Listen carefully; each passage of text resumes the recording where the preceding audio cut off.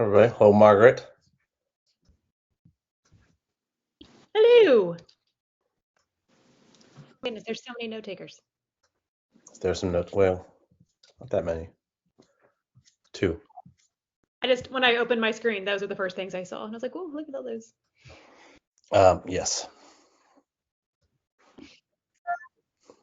Someone wants to join the call. So we do have nearly 40 RSVPs for today. And we do, for our noon sessions, we do like to give people a little bit of time. So we will start in a few minutes.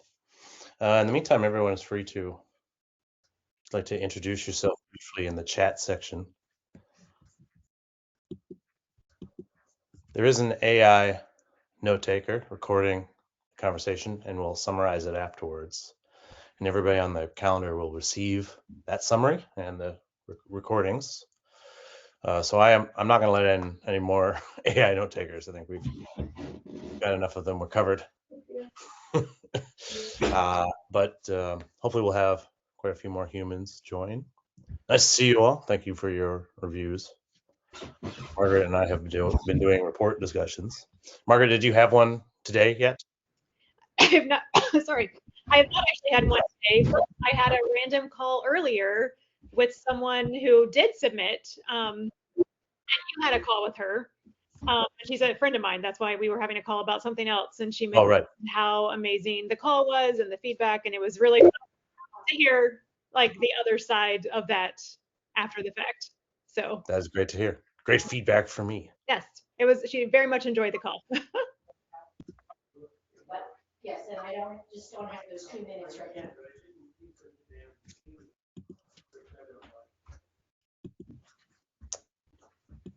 Pulling up the presentation here.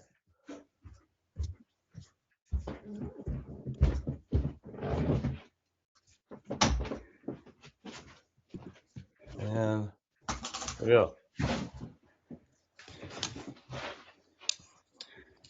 So Margaret, I'm doing this one standing up.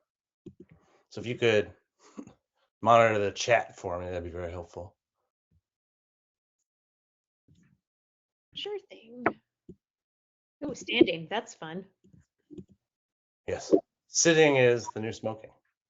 I've been told. I got a fun yoga ball for sitting for Christmas. Unfortunately, it's a little too small to sit at my desk, so I'm gonna have to figure that one out. I never got into that sort of thing.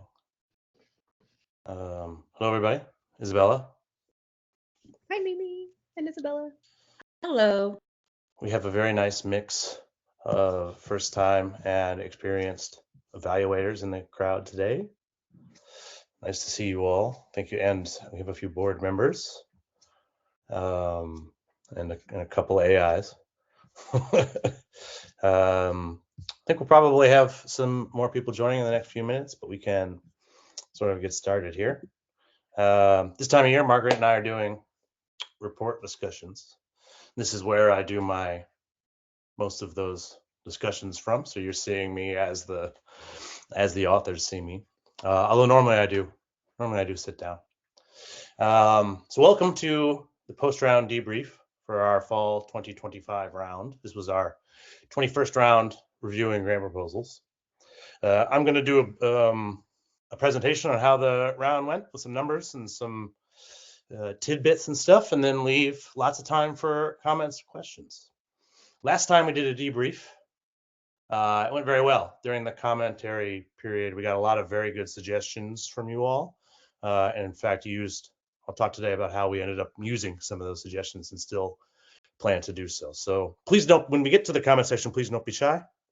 But unless it's urgent, I'll try to briefly get through an informational debrief starting right now. So as I said, this was Unfunded List's 21st round. We reviewed exactly 100 grant proposals, which brought us over 1,400. I know it's over 1,400 total. I have sort of lost track of the exact number. One of my goals for the year will be to figure that out. But I do know we've delivered over 1,400 feedback reports since 2015. and 100 of them came this round, which made the percentages very easy to calculate. We had 215 evaluators participate. Thank you all, those of you who, and by participate, I mean they finished a review, which allowed us to do 856 reviews. That was in the fall. We had 815 during our spring round. So I'm sure 2025 was the largest number of reviews that we've ever done. In the fall, we had 9 reviews on average. Google Meet just informed me that there are a lot of people here. Yes, thank you. Thank you for the reminder. I do welcome you all, those of you who just joined. Welcome to the debrief. I'm just going over some of the main numbers for the round here. Our goal was to have 6 reviews per report. We did have 5 reviews per report, and I think there were 2 that had only 5. I went over those 5, and I really didn't see much advantage to. I think we could have probably gotten someone to do a 6 review on those, but I don't see much purpose in that. The 5 reviews were quite a thorough review. In fact, one of the more glowing thank you letters that we got this round came from one of the groups that got 5. I was really worried about it, but she was extremely happy with her feedback report. So I do think one of the learnings for me is that, like, even if the number of reviews per proposal ends up going down as we scale up, that won't necessarily be a challenge. People like the big full reports. They can be a little overwhelming though, and people tend to be very satisfied. And this goes for the folks who got like 6 or 7 or 8 reviews. None of them are thinking that they got way too few or whatever. That does seem to be very thorough. But we will try. I'm going to keep trying to get as many in each report as possible. As I mentioned, we're currently doing the report discussion period. And because there were 100 proposals, these percentages are easy to figure out. So 75% have scheduled their report discussion, which is a pretty good number. I think it was slightly low. I think it was low 70s last round. We are going to send another reminder soon, Margaret, so hopefully I'll add some more meetings to your calendar. We've completed 55% of them. I did one this morning that was I think the 55th total is possible, Margaret. We might not have fully updated our little tracking document, but we've spoken now recently spoken, like over the last month, to 55 organizations that recently had a grant proposal rejected, and also recently received feedback from the evaluators and all. We got to have some good direct conversations. Really diverse batch, doing lots of very interesting things. Fun time of year for Margaret and I to be able to speak to them all. And lastly, this round we debuted a new question set. That is one of the things that came up a lot during last round's debrief. As you know, as evaluators, you read the proposal and then we have a set of prompts for you to respond to. The purpose of the prompts is to get good, helpful feedback. So we added a bunch of questions that were suggested by evaluators. We reworded several of the sections. And then we had some technical updates as well. We made it so you could, if you didn't feel particularly passionate about a particular prompt, it is now easier to just skip that altogether, which I think allowed evaluators to really focus in on the prompts that were in their areas of expertise. I put all the reports together, and I think each comment was deeper. In the past, when evaluators felt that they needed to respond to every single prompt, some of those, if they were a finance person talking about the partnership section or whatever, sometimes it would be sort of scant advice there if it was outside their feedback area, out of their area of expertise. So now evaluators are able to, pick and choose which prompts they reply to, which I think made it a richer experience all around. And thank you for the evaluators who participated and made suggestions last round. And Isabel is here. I think she helped coordinate that process for us. So thank you very much. That worked out. I think that worked out really well. Margaret, do you have anything to add about the question set in particular? You've been speaking to some of the authors. So do you agree that the reports were more focused and deeper? I do. I think so. And I don't think the authors have missed anything by folks not answering every single question. And in fact, like you said, some of the answers for the ones they do answer are better and more thoughtful, as opposed to just saying yes, no, I agree, this looks good. because they felt like they had to answer something. So I've not heard anybody feels like they're missing anything. Yes. I think there was slight confusion over potentially why some had answers to some questions that others didn't, but Yes, same. that was about We it. can and should be more. So what you said, some of the first-time authors see the report and they see that some evaluators are answering different questions than others, and they were confused by that. I think we can be clear as to why. Also, that just sort of reinforces that you should be on both sides of it, right? If you've been evaluating proposals, then you would know that, and you'll understand the reports better, which is, I think, a really cool part of the program. So anyway, that's this round at a glance. Let's go in a little bit deeper. Here's a big part of how we got those 100 proposals. We had some exciting partnerships last year. Two were continued partnerships. I am from Maine and moved back there a few years ago. And when I moved back, actually, we hadn't reviewed any proposals from my home state at all. I'm pleased that we've now reviewed a couple dozen thanks to our partnership with MAMP. They spread the word about us in the state through their newsletter, which is a widely read newsletter by nonprofits, not just in Maine, but all over New England, really.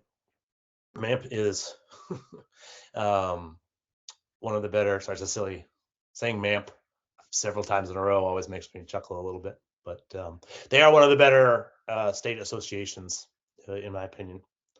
And we've got some really cool proposals in from around Maine and quite a few Maine-based evaluators. So that's nice to have some presence there. And there's some cool work being done on the nonprofit front there. And also we've continued our work with Next Gen Giving Circle, right? If Maine is too rural for you and you want, right, some city proposals, we also have them from Washington, D.C. This is a giving circle there made up of young professional members funding economic justice initiatives in the district. And so we had some really cool stuff come through there. We had 10 from Next Gen Giving Circle and I think 8 or so from MAMP. And then our big partner of the round was Candid. Hopefully you have heard of Candid. If not, they are a terrific resource for grant writers and grant makers. Candid is the result of a recent merger between two organizations, GuideStar and Foundation Directory. Foundation Center. They manage Foundation Directory. So Candid is now a fairly large tech-focused nonprofit, providing research tools and resources to fundraisers and people interested in the philanthropy sector. I use something on Candid every day, GuideStar in particular, for looking up 990s about different groups. And I get their daily alerts and everything. And I've been a big fan of the organization for a very long time. So fun to be working with them. They sponsored 50 proposals from organizations based in the US with budgets under $1 million. And then what's fun about this partnership is that all of those folks have gold or higher stars in GuideStar, which means we have a decent amount of information about them. We can use that to track the impact of our reviews and the suggestions that we've made. And by working with Candid, we're going to have access to some data and some insights on that front that we don't normally have access to, which is fun. And something that evaluators have consistently asked, like they want to know the success rate of the groups that we're reviewing, which it's hard for me to individually follow up with all of them, right? But we'll be able to do that fairly easily thanks to Candid's database. We would love to find some additional partners this round. We do think partnership with Unfunded list provides a lot of value. I'm sure our current partners agree, which is why I think they're all going to plan on continuing to work with us in 2026. If you or a group you work with or something wants to talk to me about that, please reach out. Feel free to have a chat specifically about how we might work together. So here's some of the information that Candid was able to provide for us based on the round. You may be curious to know who these 100 organizations were. So we do have some pretty detailed demographic information about the founders of these organizations. As you'll see, it's a mixed pie there. This is more or less what I would have expected before I saw this data, but I was delighted to see it. We do have a decent amount of evaluators who join, I think, specifically because they are aware that particularly Black women get a very small percentage of funding. And I mean, I don't know what it's an outlier percentage. It's like 1 or 2% of all funding goes to Black women, which I think is weirdly low. I would think funders would be very interested in funding these organizations. And I just say that from my personal experience. A lot of the folks, as you can see, that we just spoke to, right, are Black women founders of great organizations, right, that should be funded. So they're not difficult to find. They exist. They're sending us proposals. Anyone who tells you otherwise is, I think, incorrect. But I know a lot of the folks join, and a big part of the partnership with Candid is to sort of make philanthropy more equitable and accessible for traditionally marginalized groups. And so it's good to have access to this information. I know another thing is that they want to help smaller nonprofits. That's another thing we hear often from evaluators. And even though we do not have any kind of revenue cap or requirement, we will review proposals for any organization. It is mostly smaller nonprofits that are submitting proposals to us. That Candid was specifically sponsoring groups with a budget of $1 million or less, but even from the rest of the batch, that was, those are the most common budget amounts of who we're reviewing. There are the 4 990 non-filers are like international organizations, and they have pretty small budgets, I believe. The 3 over 5 million, one of them's a hospital, one of them was Manhattansville University, and the other one's Mary Center, which is a federally qualified healthcare center in DC. So I mean, these are certainly doing very valuable work, and I think it's a nice testament that large organizations are want to come to us with their feedback. But certainly, it's literally 3% of the batch. So we are even without the requirement, the focus is on these smaller groups, or other groups who really need help figuring out their grant writing strategies right now. Yeah. Anyway, this is a neat part. Candid put these together for us, and hopefully we can get some more information as the round progresses. If you'll excuse me, my cat would like to come in. Come on in. There you go. Yep. Thank you. She'll no doubt want to leave in just a moment. Yeah, so here we are. Here are some insights from the round. One of the neat things about the advent of AI is I can export all 856 of those comments and the contents of all the proposals and a bunch of other information into one CSV and show that along with all the comments and get them summarized pretty handily. And in the past, when I wasn't able to do that, we sort of manually came up with lists and figured out what we learned, and it was largely the same stuff. I'm just able to do it faster and more thoroughly now.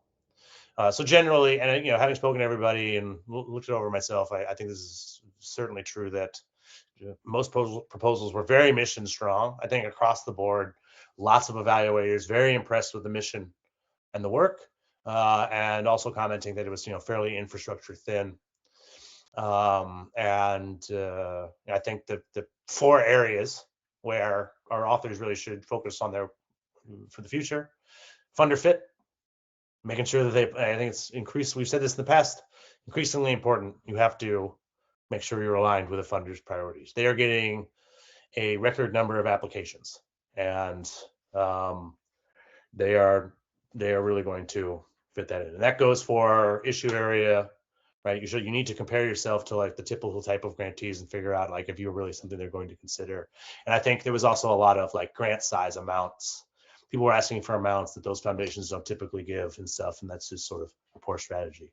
As predicted, Kat wants to go right back out. There you go. Thank you for attending the debrief. All right, I think that probably will be it. It's usually just a. Do we have? It looks like we have a comment there. Let's dive into it. What is it, Margaret? It's Amanda, and she says 2/3 of the applications I reviewed had not been submitted to a funder yet, so I wasn't sure how to respond to the funder fit. Yes, we very much encourage them to do that. Like the form makes it very clear. Like, please please tell us where you plan to apply. Our feedback will be better. I reinforce. I just spoke to the report discussion this morning is one of those where they didn't mention the funder. It's going to keep happening. Many of them want feedback on proposals that they don't know where they're going to submit it. and that's part of the feedback that they want. And so we're always going to have some that don't know that. We know you can give, and I've seen it in the reports, it definitely is true that you can give better, more helpful feedback when they tell you the specific funder. I also think from the evaluator side, it's certainly true. I think you learn more when you review something and know the actual funder, because then you get to learn about the organization and also like a cool grant opportunity. Like I was speaking with Neighborhood Services Organization the other day. One of the cool things about that for me is their work is very interesting in Oklahoma City, but they had applied to something called the Wayfinder Grant at United Way in Oklahoma City. And I found out that like the United Way near me in Maine does a similar version of that grant, and that was very interesting. And I do think I think I read that like they should be categorized better.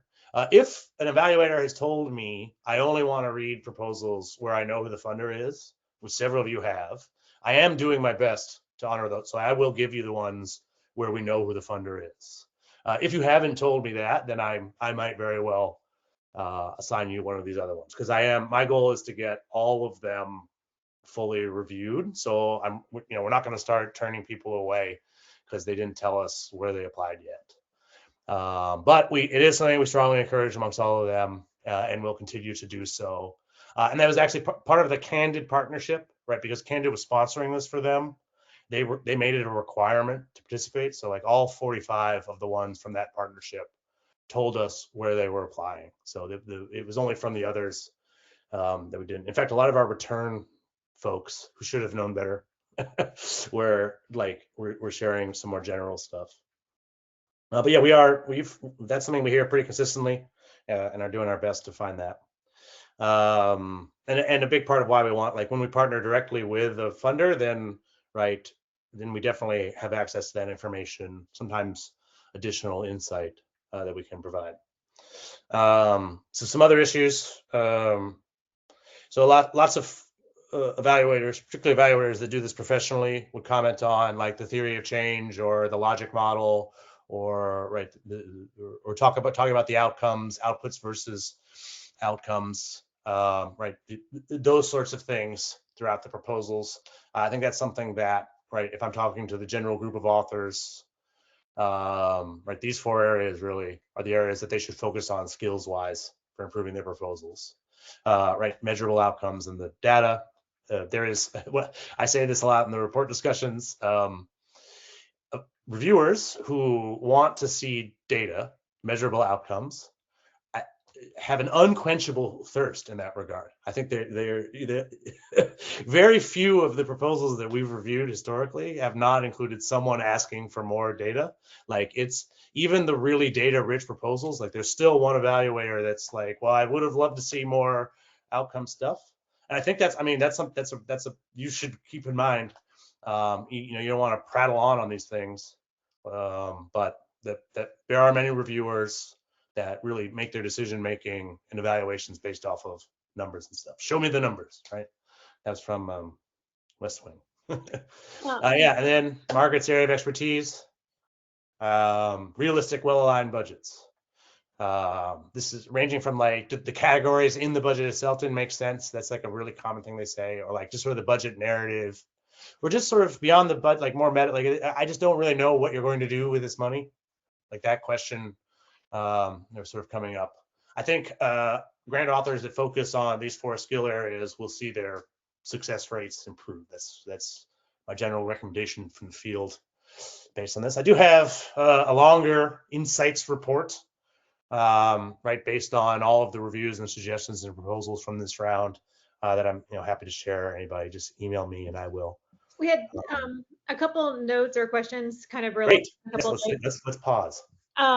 One of them from Dorothy. Do you have feedback on any of the proposals that have breakthrough work on infrastructure? What? Do you have feedback on any of the proposals that have breakthrough work on infrastructure? I don't know. I'm sorry. I don't really think I know what that means. Yeah, I'm sorry, Dorothy. Can you share a little bit more about the question? I think breakthrough work on infrastructure is where I'm getting lost. Dorothy, are you still here? Share. Okay. Maybe if you can put more in the chat, or if you want to jump on in a second. Sorry. There you are. All right. Sorry. Yeah. So you mentioned that most of these organizations are light on infrastructure. So, and Yeah. it's a real area of focus for me. So just because of my work in my career. So I think I realized that clear as I asked it, it probably doesn't come through, right? It probably doesn't come through other than perhaps a proposal that's really heavy on data because they do have really good infrastructure. So maybe its size dictates that, or maybe it's, the amount of time they've been around. I was just interested because you mentioned that most are very light on infrastructure. That's all. So this, I think, great question. So to be clear, it's the proposals that are infrastructure thin.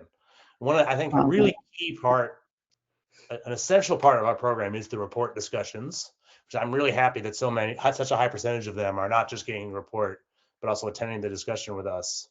Because one of the things we find often is like when I get to that discussion, this is true of really any criticism, but particularly like infrastructure criticism, is when you get to the discussion and talk to them, it's there. They have a great answer. Like the unanswered questions they have great answers for them. It just didn't and often that's actually criticism of the funder. The funder didn't ask the questions in a way that allowed the author to show off their infrastructure or answer those other outcomes related questions. I think, and I'd like to hear Margaret's thoughts. But yeah, often when I get in the report discussion and there was substantial criticism of the infrastructure or the organization or something, I find that in reality they do have really good answers to that. Yeah, no, I mean, I think it's interesting because oftentimes, no matter what the criticism is on the feedback, the authors usually have some sort of answer as to why it's either not in there or they have thought about that, they don't have an answer to it. So there's usually not a question in the feedback where you're like, they don't actually have any response whatsoever. They usually have thought about that and they don't have an answer, or they don't have enough space to put it in the proposal. And when they actually share it with you, you're like, why didn't you say that? They bring up when we get to the call, they bring up character limits a lot. They're like, Yeah. I could have said that, but I had character limits. Right. So I think that's one of the biggest ones. And then, some of them are still learning and they're like, I thought I should focus on this other thing. And then one of the fun things is when you start really talking through some of the answers and they have this like epiphany moment of, oh, I should have included that. Oh, great. Yes. Yeah.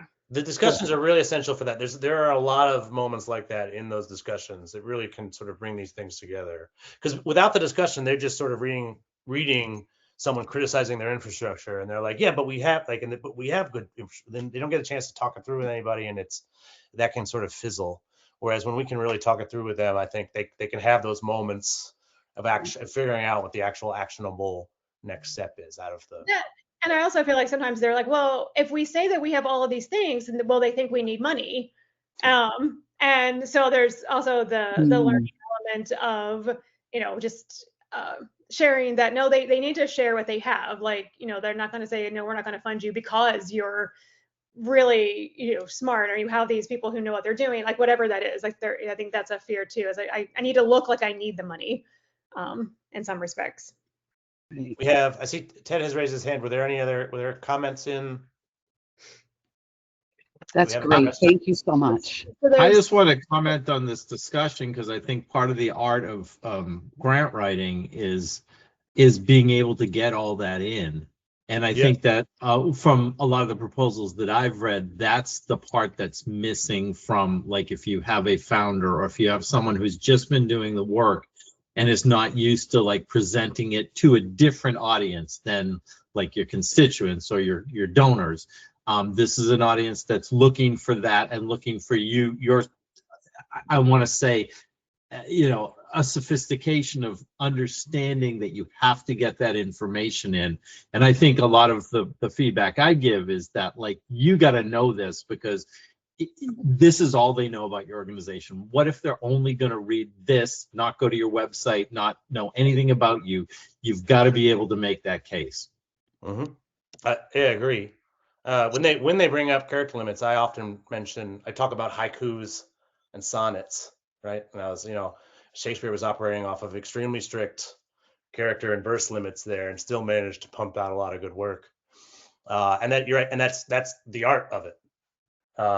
Right. So, like, yeah, I mean, and it's a really important part of any kind of storytelling. Brevity is the soul of wit, not to overdo it on the Shakespeare today, but like it's, and I mean, we to skip forward to E.B. White, the same thing, right? I think, and it was Mark Twain who said something about, right, you writing is mostly deleting or something like that. I think that's very, like, with my own grants, I just write a ton and then I'm just cutting things down and trying to keep it formed. Yeah, and that's the big art of it. And we can also, it is true, certainly we've heard from other folks that, like, some of these character limits are very frustrating.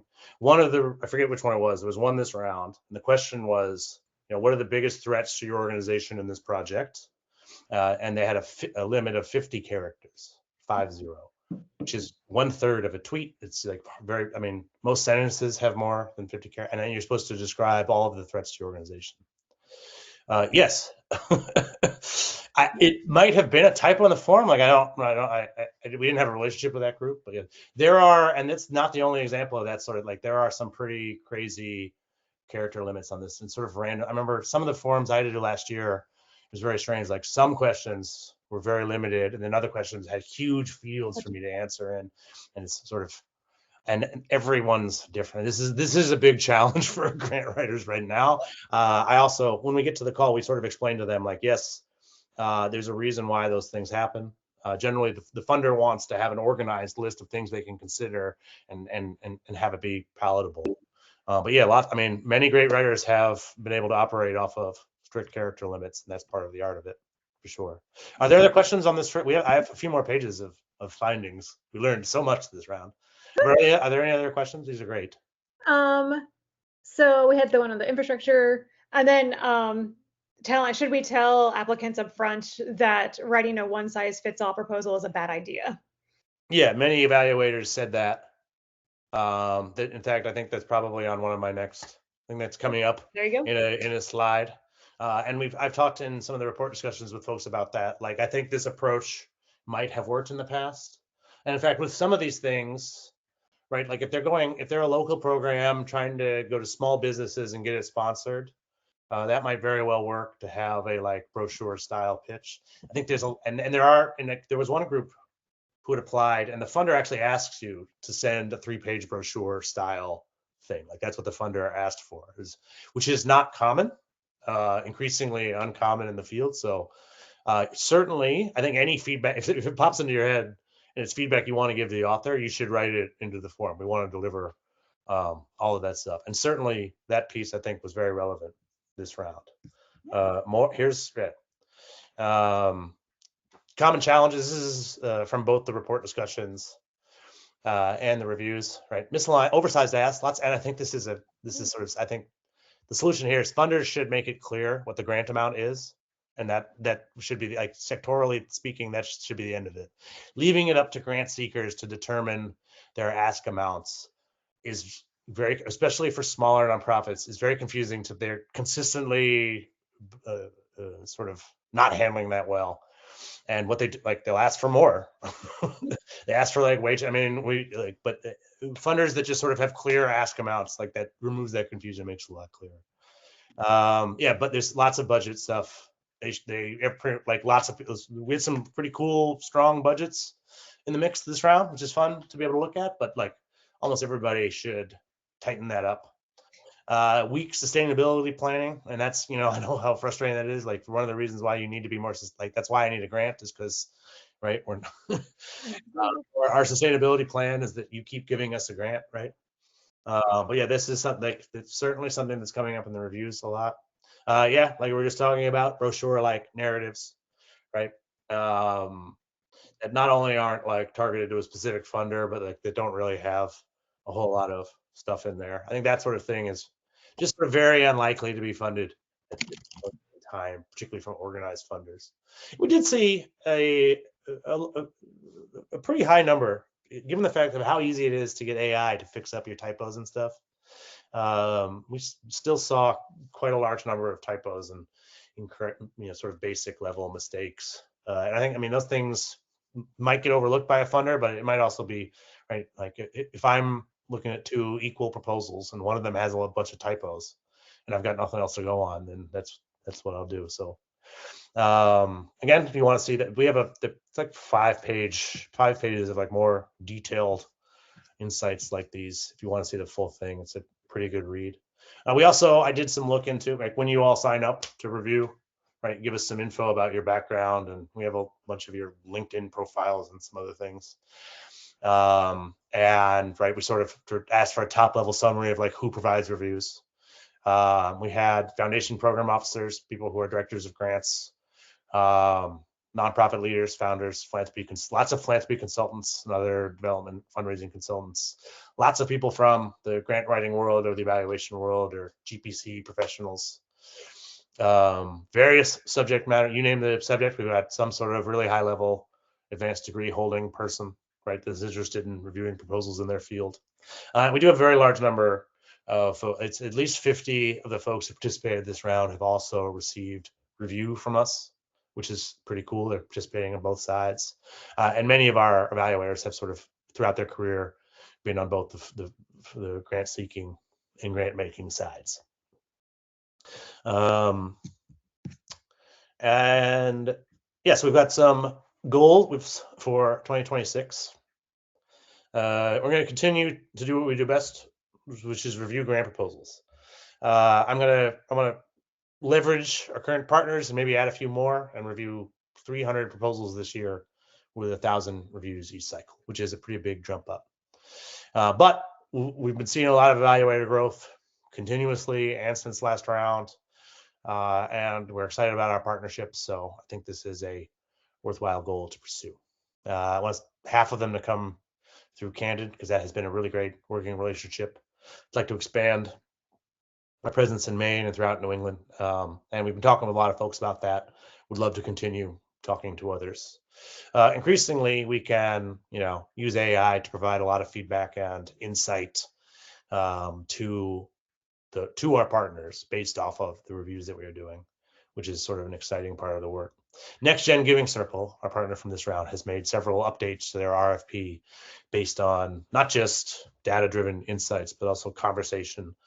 And in fact, I think it was a debrief several rounds ago. I think it was Ted. Actually, Amanda was here, and we were able to give her some direct feedback on the RFP that they use, and they listened pretty directly and made changes to that. And we were able to see the new application in this round. I'll be delivering them some additional thoughts on that. Our big evaluator recruitment events for the year, there's some online things. We were on podcasts and stuff, which sometimes help, but and in fact, our biggest day was the day that USAID was canceled. I think a lot of people went online looking for volunteer opportunities that day, and we got many new evaluators interested in international development. But then when we went to Grant Summit for the first time this year, and we also hosted an event with Spur Local in DC called Reviewers United. And I got to speak at Clinton Global Initiative back in September, which was a pretty cool, I've always wanted to go to that conference. I was early in my professional career, they started doing it, and I've wanted to go ever since. It was really neat. I got to meet a lot of folks. We brought in some new evaluators from there, and I got to speak to fundraisers from all over the world during a little working session, which was fun. And many of them signed up, joined the committee, and we're still talking to them about things. Later this month, Margaret and I are speaking to the New Jersey chapter of the GPA. Oh, great. Yeah, we've got some people here in the audience. And that's terrific that you wear your hoodie. I think my dad's gardening right now. He's wearing it. My mother as well. It's like her new favorite thing. We handed out a lot of hoodies at Grant Summit, and many new evaluators, Amanda included, joined. And these are all grant professionals who attend Grant Summits, right? So they ended up being very good evaluators, thorough and stuff. And great professional development. It counts towards your GPC certification, your pro bono hours, whatever. So yeah, we're speaking to a bunch more.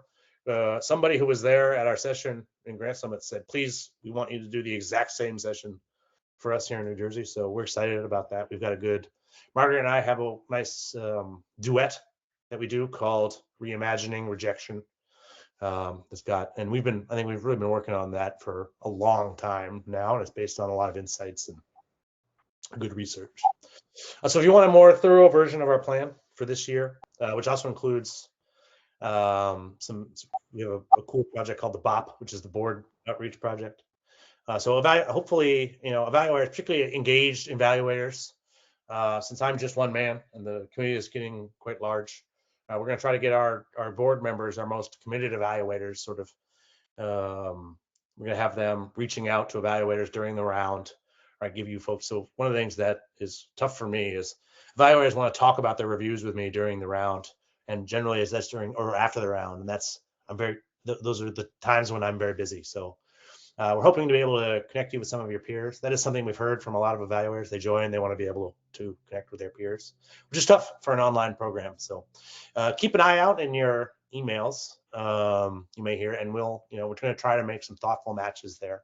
We are blessed to have a nice, talented, and experienced board. Some of our board members are here today.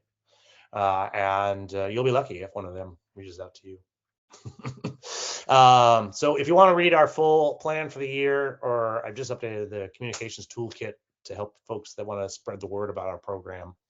Our main marketing tool is evaluators, particularly evaluators who attend my debrief and are informed on the program. So if you want any of these documents, email me afterwards, or perhaps you already have, and I will make sure to get them for you. And here we are. We have arrived at the question and comment period. Thank you very much for suffering through all of that. Right. Margaret, do you want to MC? Sure. Ashley, why don't you get us started? Sure. Sorry about my camera. Just a quick question. I got outreach from my reviewees to talk. Are you tracking that? Like, you want me to forward those to you so you know? How does that work?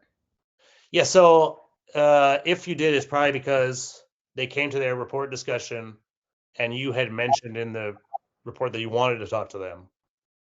And so Yeah. I just didn't know if you want to track, if you're tracking like how many follow-up conversations there are, or if you don't need to track that. So what we do, I mean, the way we handle it is when they show up to the report discussion, we talk about it with them, and if they're interested, then I give them your information, and usually I coach them a little bit on like how to reach out. And one of the things that's true is usually I'm talking to them several months after you wrote that, so I tell them to give some context and remind them, and all that sort of thing. I generally, no one ever follows up with me about it. When we make these, I personally would love to hear about how those things go, but I've been doing this for a while now, and hardly anybody ever follows up with poor old Dave about those sorts of things. So I mean, we would love to hear it. I would love to know when those things work out. Yeah, normally we have this like whole process behind it. So I'm guessing someone just saw your name and then tracked you down. Oh no, this one was no. I vaguely remember. I don't know which discussion it was, but she had made a follow-up offer. Okay. It happened as planned. Like they showed up to their report. Like your contact info isn't in the report. Your offer to speak to them is. So they show up to the report discussion with me, and then at that point, I in the chat just give them your email or whatever. I would love to make that if we had like program officers or any staff at all or more resources. I think we could do a more careful job with those sorts of things. That's how I hope it goes well, and please do. Particularly if anything comes from it, let me know. Okay, sounds good. We'll do. Very good. Do we have any other chats or compliments or anything? So we have so Aaron says, I'm curious if any of the regional arts organizations like South Arts and Southern US would be open for partnerships to build work with arts nonprofits. I mean, I would love to build all the networks with arts nonprofits. That would be my absolute dream. Yeah, I would. I mean, connection. the Candid partnership included more. So we had more arts related proposals this round than normal, which was fun. And they were pretty cool. Although I will say, like, some of the worst grant writers are artists. They're just sort of used to like speaking in their voice, and then they're being told, nope, you gotta fit in it, right? But we can. It's fun to talk to them. Margaret and I both have some background in the arts. Margaret's a producer, in fact, so she's wrangling talent in that regard. One of her specialties. But if you focus their creative energies in the right direction, I think we can have a lot of impact with arts groups.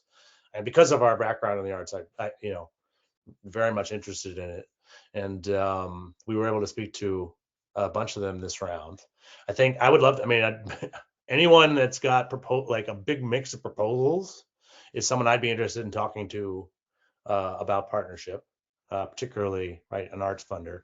We do know we had one of the proposals we reviewed this round is someone who was funded by NEA and has lost that funding. So that's going to that's going to send some ripples through the art funding world, particularly for our smaller community works. Right, it's going to be very difficult for them to find funding for their programs. All right. Any other questions about? Yeah.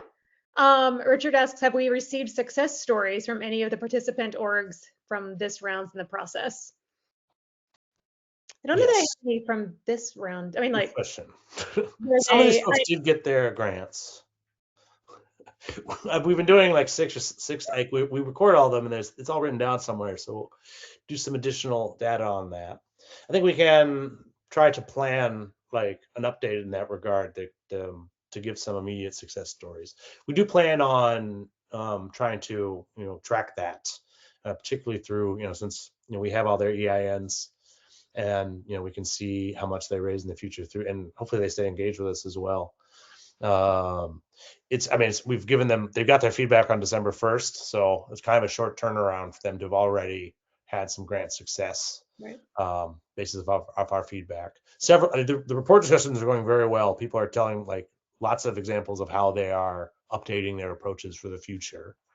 I will say, like, this was a chaotic round to be giving feedback.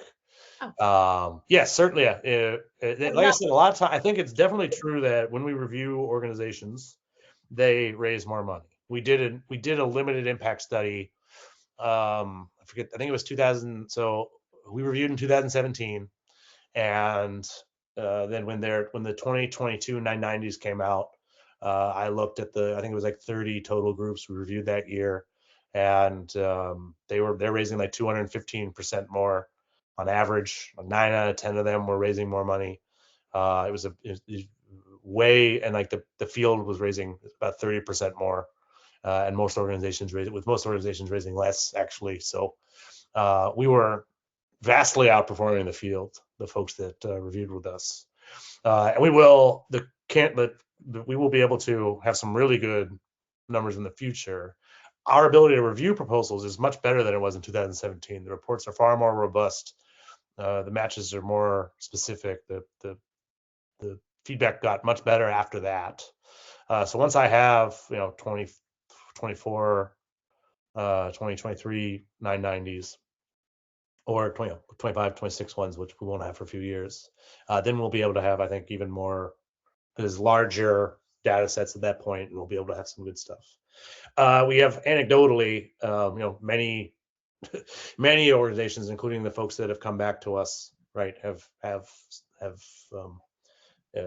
shared some of their grant success. We have some testimonials on the website, and try to do our best to share those sorts of things. A lot of them don't necessarily follow, like I was saying, they don't necessarily follow up with old Dave. I have sometimes found out, for instance, when Mackenzie Scott announced her grants, there's like 15 people on the list that we've given feedback to in the past, and they don't necessarily call me to tell me about it, and I don't want to try to claim credit for it either. All we did was sort of poke holes in one of their previous drafts. They did the really hard work necessary to win those grants, and there is some self-selection bias going on. These are the sorts of people who ask for feedback, so they are very likely to be successful. So yeah, we do. There are a lot of success stories out of these folks, like primarily because they are the kind of people who seek feedback. If you ask for advice, you get money, and if you ask for money, you'll get advice. Yeah, it's true. Any other questions or comments? That's all we have. There's lots of people interested in connecting with other evaluators. So yes, that's exciting.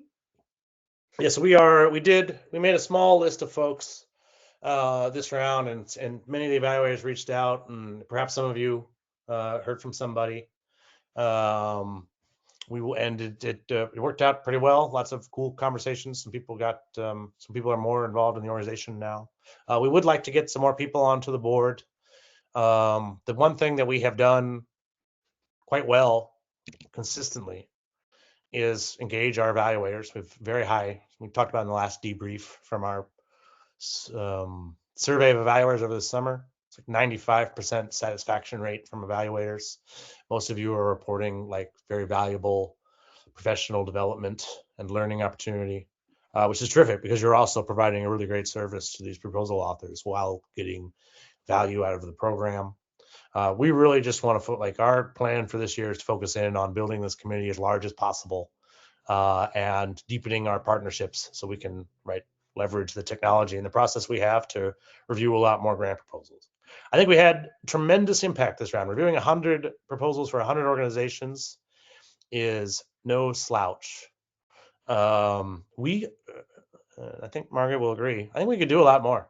I think so. We spent, I think, like a little over $50,000 last year, which, and that's possibly is possible because Margaret and I got paid a little bit occasionally, and Margaret got paid nothing at all, and we did the lion's share of the like process behind the scenes work, and that's what's making it currently possible, which is not a very sustainable thing. But we were able to impact a large number of organizations with that small amount, and I do think, right, with some very small amount of growth, could reach many more grant proposals, and there are many more grant proposals. Our best marketing tool is word of mouth, and it's your mouths that spread that word. So it was my pleasure to be able to inform you a bit about what we do today. I am happy to continue to stick around and answer more questions or chat with folks. But if you've got to get back to work, certainly we understand that as well. Margaret, do you have anything to add? Do you have any final closing thoughts for us about the round? No. Although if you do want to get more involved in the board or any other way, just please reach out. I know Sarah put her email in there. I'm happy to put mine as well. But definitely let us know because we can always use more people to do some of the other pieces on the back end. So if you would like to get more involved, please feel free to reach out. Or if you have connections, like we are, again, the partnerships, they all come from evaluators. So if you know organizations in the arts or anything else that would be a good fit, that would be great. So where in New Jersey is the summit being? I'm just looking back over everything. Yeah, We are speaking to the New Jersey chapter of the GPA. So these are members of Grant Professionals Association in New Jersey specifically. I think I also saw a comment that someone's involved in like the Central Florida GPA chapter. I do think we have a tried and tested presentation that grant professionals seem to really enjoy.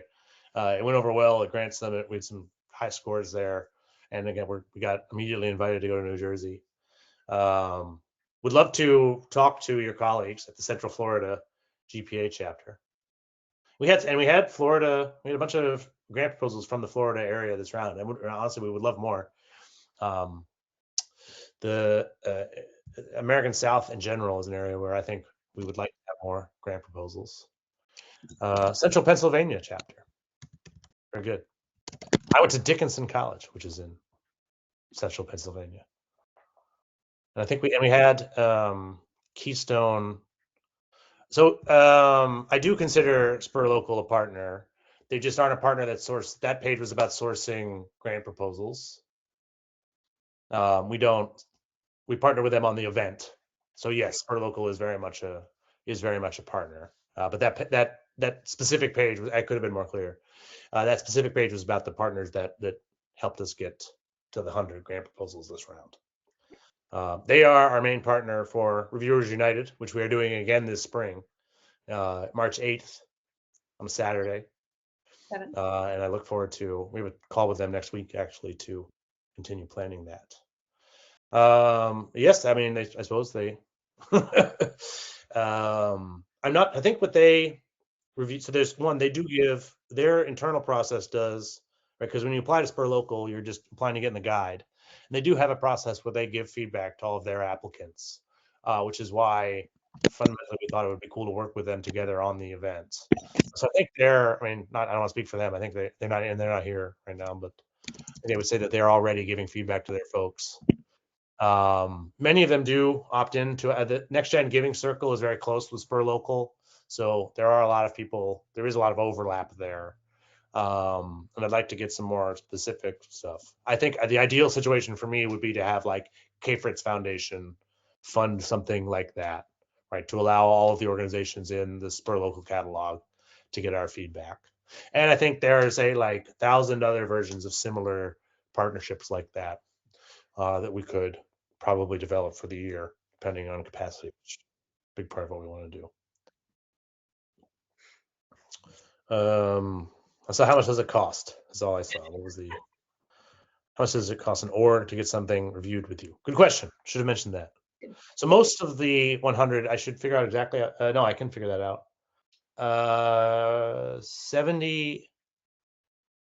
69 of the 100 organizations paid nothing at all to be reviewed this round. And 31 of them paid $100.